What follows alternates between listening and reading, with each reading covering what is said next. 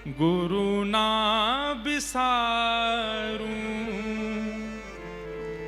गुरु ना बिसारूं, मैं राम तज डारूं, गुरु ना बिसारूं, मैं राम तज डारूं। ये बोलने की सामर्थ्य किसी में नहीं है इस समय संसार में। क्या कह रही है सहजो भाई? मैं परमात्मा को छोड़ सकती हूं लेकिन अपने गुरु को नहीं छोड़ सकती। उनके गुरु जी उनके खुद के ही परिवार के बड़े भैया थे, उनका नाम था श्री श्यामचरण दास जी महाराज। ध्यान से सुनिएगा, गुरु निष्ठा कैसी होती है और गुरु कृपा कैसी होती है। सहजो बाई अपने विवाह के मंडप में बैठी थी। अपने पारिवारिक एक बड़े भैया थे, उनको उनकी रहनी से उन्होंने उनको अपना गुरु मान लिया। उनके विचार, उनकी रहनी, उनकी बातों से उनको अपना गुरु मान लिया। जब वो विवाह मंडप में बैठी तो सारा परिवार इकट्ठा हो गया। फेरे का समय आया तो उठी नहीं। पिता ने कहा, बेटी फेरे लेने हैं, तुम उठ क्यों नहीं रही हो? तो सहजू बाई कहती हैं, हमारी गुरुदेव नहीं आए, श्यामचरण दास जी नहीं आए। परिवार के लोग बोले, वो तो घर परिवार छोड़ चुके हैं, विरक्त हो चुके हैं, महात्मा हो चुके हैं, वो विवाह में कैसे आएंगे? सहजू बाई बोली, मैं विवाह तभी करूंगी जब मेरे गुरुदेव आके आशीर्वाद देंगे। पूरा परिवार दौड़ा दौड़ा गया, बीच में ब्याह रुका है। सबने जाके प्रार्थना की कि सहजो फेरे नहीं ले रही है, वो कह रही है आप जब आओगे आपको देख करके विवाह करेंगे। श्यामचरण दास जी महाराज ने मन बनाया और विवाह में ना जाने वाले महापुरुष आए। जैसे सहजोबाई को देखा, पता नहीं उनके चित्त में क्या भावना आई और सिर पर हाथ रख के तुरंत आज्ञा कर दी, सहजो गुरुदेव आपकी आज्ञा हो तो मैं फेरे ले लूं, मैं विवाह कर लूं। तो गुरुदेव ने आज्ञा कर दी कि मत करो, ये विवाह तुम्हारे लिए उचित नहीं है। तुम्हारे अंदर जो निष्ठा है, जो भावना है, जो प्रेम है संतों के प्रति, भगवत प्रति, गुरु के प्रति, उससे तुम्हारा गृहस्थ में प्रवेश करना उचित नहीं होगा, अन्याय होगा, मत करो। परिवार के लोग चकित रह गए, ये कैसे हमारे गुरुदेव ब्याह में आके ब्याह रुकवा दिया, उसके मुंह पे बोल रहे हैं कि तुम ब्याह मत करो। सहजोबाई ने तुरंत अपना सब ब्याह का वस्त्र सब उतार दिए और सामान्य वेश धारण कर लिया। बोले गुरु आज्ञा हो गई, अब ब्याह नहीं करूंगी। चली गई सब छोड़ करके। दिल्ली में स्थान है सहजोबाई का, और वहीं रह करके बस अपने गुरु का स्मरण करती। एक दिन उनकी गुरु निष्ठा पर ठाकुर जी रीझ गए। इतना प्रेम, इतनी निष्ठा गुरु के प्रति रखती हैं। गुरुदेव को प्रार्थना करके आई हैं कि हे गुरुदेव आप मेरी कुटिया पर प्रसाद पाने आओ। तो श्री श्यामचरण दास जी ने एक समय दे दिया कि हम इतने प्रहर पे तुम्हारे यहां आएंगे। उसी दिन ठाकुर जी भी रीझ गए उनकी भक्ति से। सब लोग इधर देखो, ध्यान से सुनना। गुरु जी ने कहा कल हम इतने प्रहर पे तुम्हारी कुटिया आएंगे प्रसाद पाने के लिए। ठाकुर जी भी उसी प्रहर का प्रतीक्षा कर रहे हैं। बोले मैं भी उसी समय जाऊंगा और देखता हूं सहजो मुझे पहले प्रणाम करेगी कि अपने गुरुदेव को करेगी। देखता हूं कैसी भक्ति, कैसी निष्ठा।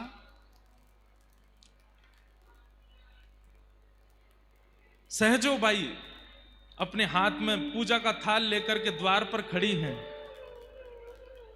और तभी सामने मार्ग में दिखाई देते हैं श्यामचरण दास गुरुदेव। गुरुदेव को देखते ही नेत्रों से अश्रुपात होने लगे, रोम रोम कंपित होने लगा, मेरे सदगुरुदेव भगवान पधार रहे हैं। लेकिन तभी क्या देखती हैं कि गुरुदेव के ठीक बगल में मोर मुकुट धारण किए, पीतांबरी पहने हुए, अपने हाथ में अधर पर वंशी धारण किए हुए, ललित गति विलास वल गुहास प्रणय निरीक्षण कल्पितो रुमान, ललित गति से चलते हुए त्रिभंग ललित श्याम सुंदर भी चलते आ रहे हैं।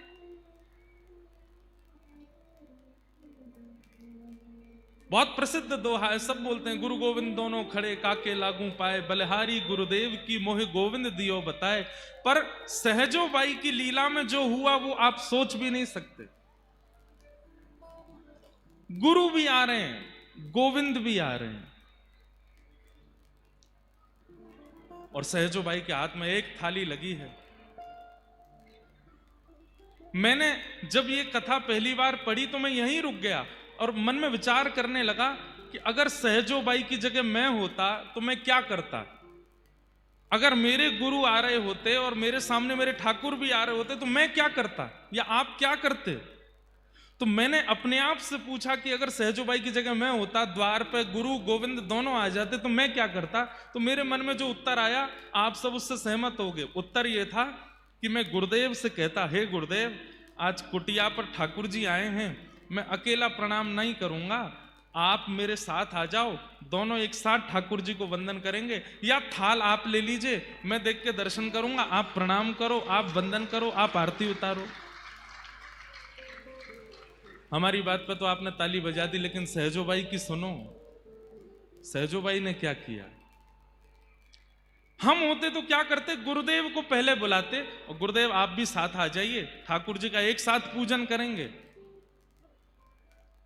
लेकिन सहजो बाई ने जब देखा कि ठाकुर भी आ रहे हैं और गोविंद भी आ रहे हैं, तो बस कुछ कदम दूर रह गए।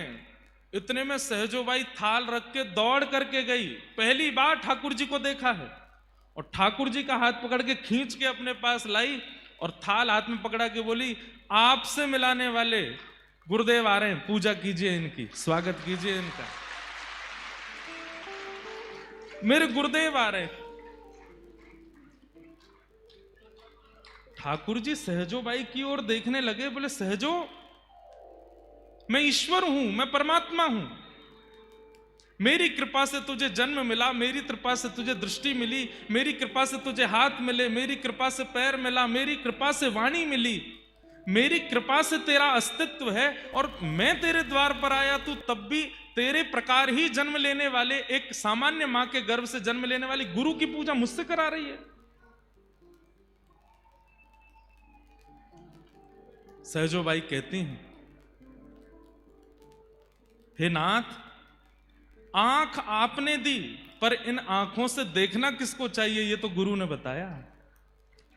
हाथ आपने दिए, पर इन हाथों से सेवा किसकी करें ये तो गुरु ने सिखाया।